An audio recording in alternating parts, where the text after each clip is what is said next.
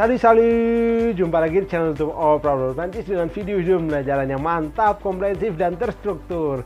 Comment allez-vous bien? Buat yang mau mendukung channel YouTube Oprah Prancis biar bisa terus berkembang, bisa klik link Saweria di kolom deskripsi ini. Yuk mari kita lanjut belajar bahasa Prancis. Kali ini saya ada bahasan yang menarik sekaligus juga penting nih buat teman-teman sekalian. Ketika kita belajar bahasa Prancis itu sering kita tuh heran, kepo, bertanya-tanya gitu, kenapa tulisan dan bacaan beda? Kok nggak sama? Kita lihat tulisannya apa, bacanya gimana gitu kan? Nah, ini yang mau saya ulas buat teman-teman sekalian. Semoga bahasan ini bermanfaat. Jadi tonton videonya sampai dengan habis nih. Saya kasih 4 contoh nih ya. Kenapa nggak enak nih kalau langsung suruh baca gitu, suruh langsung ngomong. Ya teman-teman aja belum tahu cara bacanya kayak gimana. Ini dia ulasannya nih. Yang pertama kata franchise ini nih, dibacanya français. Français. Dari mana dibacanya français? Ini aja udah jelas banget nih tulisannya franchise, bacanya français. Yaitu ada pertama huruf R-nya bahasa Prancis, cadel, R. Oke. Ingat aja Meriam Bellina tuh, aktris Meriam Bellina, dia kan cadel. Jadi saya mau pergi ke pasar. Kemudian ada kombinasi AN itu dibacanya ong. Oke. Lalu ini ada huruf C-nya, ini ada tanda aksennya nih. Yang bentuknya kayak kait atau angka 5 tanpa kepala. Ya, ini bunyi jadi S. Nah, loh. Ya. Lalu ada kombinasi AI, bunyinya E. Dan ada S di ujung tidak dibunyikan. Kalau kita baca menurut apa yang kita lihat, ya jadinya franchise, bahkan bingung ini C-nya mesti dibaca gimana gitu. Français itu artinya adalah French. Dan French itu artinya ada macam-macam ya. Ada orang Prancis, ada bahasa Prancis, dan ada hal-hal yang bersifat keprantisan. Menu Prancis, mode Prancis, budaya Prancis, olahraga Prancis, apapun yang mau kita kaitkan dengan kata French. Jadi ini bukan negaranya, tapi yang berkenaan dengan Prancis. Ini aja udah membingungkan, udah mengejutkan. Sekarang kita lihat contoh yang kedua. Tulisannya Belgique, dibacanya Belgique. Ini adalah Belgium, negara Belgia. Bukan orang Belgianya, tapi negara Belgia. Bukan hal-hal yang bersifat Belgia. Ini adalah negaranya. Belgia ini adalah salah satu negara berbahasa Prancis di dunia ini.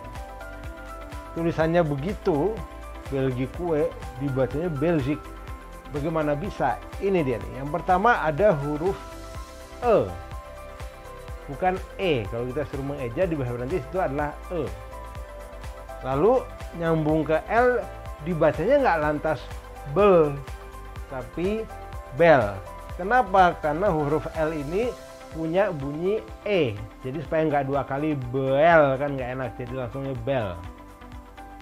Lalu ada huruf G. Huruf G itu kalau di bahasa Prancis adalah G. Ya. Ketemu dengan I itu bunyinya juga Z. Jadi Belgi.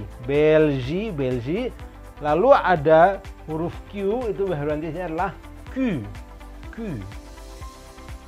Nah, kalau ada Q, lalu ada U, huruf U itu dibacanya, diejanya adalah U. Dan ada E atau juga huruf hidup lainnya, maka si U-nya ini tidak dibaca. Dan E di ujung itu samar-samar, maka dibacanya jadi Belgique. Dan bukan Belgique. Apalagi Belgique, salah. Maka kalau teman-teman mengira ini bacanya Belgique kali, itu mengikut pola pikir di bahasa Indonesia huruf G. Salah, bacanya Belgique. Kemudian contoh yang ketiga, ini teman-teman udah tahu banget ya artinya ini, si pronunciation. Pronunciation dibacanya pronunciation. Artinya ya pelafalan, pronunciation bahasa Inggrisnya. Udah kebayang banget ya. Nah ini, lihat, ada si R, cadel R. Lalu ada kombinasi ON. Kombinasi ON di bahasa Prancis itu bunyinya ong. Ong, ya. Rada mirip dengan AN. Perhatikan itu. Nah, tidak cukup kita tahu ini dibaca ong. Lihat juga ini ada ON lainnya nih. Tapi nggak bunyi ong. Terpisah oleh penggalan. Maka kombinasi huruf yang harusnya menghasilkan bunyi tertentu, kalau dia terpisah penggalan akhirnya jadi enggak tuh, makanya dibacanya jadi pro-nong, karena si O yang ini nih ikut ke PR-nya pro, N-nya ini buat nemenin si ong ini, maka pronong. Lalu ada huruf C, itu C, bahasa Prancisnya adalah C. Ketemu I itu jadi si, prononsi. Pronuncia, lalu T pada tion itu siong, bunyinya S, pronunciation. N-nya tetap nih bunyi ong gitu. Kenapa? Karena tidak terpisah penggalan. Pronunciation, nulisnya padahal pronunciation, kan gitu. Contoh yang keempat nih, kata et ini bukan seperti ini, bukan, ada tanda aksennya ya. Ini bunyinya yang sate tempe, rada mirip ke AI. Nah lo yang ini mah kombinasi AI, ini tanda aksen, nya ada tanda aksennya, kok bunyinya serupa. Ayo lo ya, et kayak kita nyebut sate tempe tape. Et itu ada dua artinya. Ada arti sebagai summer, musim panas. Ada juga been. Been ini adalah salah satu bentuk konjugasi dari to be, atau bahasa Prancisnya dari kata kerja être. Salah satu bentuk konjugasinya adalah et. Nah, kalau kita perhatikan ini semua, ini nampak ribet kan gitu. Sementara saya mau kasih tahu nih ya, bagi yang belum pernah belajar bahasa Prancis khususnya, itu tidak jarang kita diajarin oleh pengajar kita cuma écouter et répéter, dengarkan lalu ulangi, listen and then repeat gitu.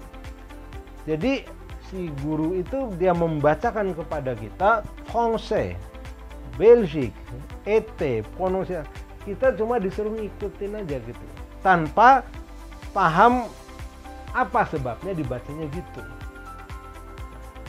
Ada juga sebagian pembelajar bahasa Prancis yang mencoba, gue mau pakai Google Translate aja, diketik di Google Translate si katanya ini, kemudian dipencet tuh si soundnya itu, si mesin Google Translate-nya membunyikan et, membunyikan Belgique, membunyikan Français, membunyikan pronunciation. Lalu si pembelajar itu dia langsung aja coba ikutin. Tahukah teman-teman bahwasanya itu tidak ideal? Bahkan seringkali, akhirnya ada yang merasa susah banget ya gitu. Semangat, gue akan bisa mengikuti bunyinya si Google Translate. Tidak begitu caranya teman-teman. Kalau teman-teman mau cara yang mantap, gimana caranya bisa membaca secara mandiri, lihat kata udah bisa membaca otomatis, oke, bacanya Français.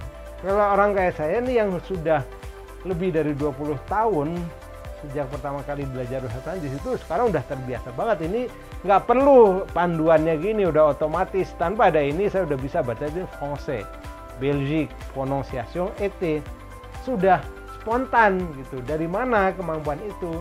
Nah, ini dia saya mau ulas untuk teman-teman sekalian, jadi tonton video ini sampai habis. Ini ada di bagian yang kedua. Nah, kalau video dan channel YouTube ini informatif, membantu buat teman-teman sekalian, kepoin juga nih Facebook dan Instagramnya Opera. Di situ ada hal-hal lainnya yang teman-teman juga bisa kepoin. Yuk mari kita lanjut ke bagian kedua tentang rahasia di balik kemampuan kita untuk bisa membaca tulisan yang beda dari bacaannya. Oke, yuk semangat tonton bagian yang kedua.